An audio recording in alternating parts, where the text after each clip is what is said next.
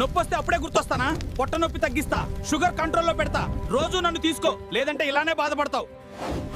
హే హే, నన్ను కేవలం వాసన కోసం అనుకుంటున్నావా? జీర్ణం బాగు చేస్తా, గ్యాస్ తగ్గిస్తా, షుగర్ కంట్రోల్లో హెల్ప్ చేస్తా, ఇమ్యూనిటీ పెంచుతా. నన్ను చిన్నగా తీసుకుంటే పెద్ద హెల్త్ వస్తుంది.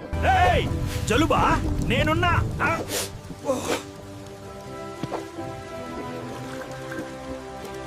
అమ్మా భయపడకు.